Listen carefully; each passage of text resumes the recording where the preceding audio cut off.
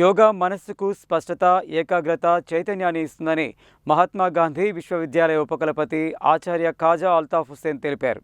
విద్యార్థులు, యువతలో దీర్ఘకాలిక, శారీరక, మానసిక శ్రేయస్సు కోసం ప్రతిరోజు యోగా అభ్యాసం చేయాలన్నారు.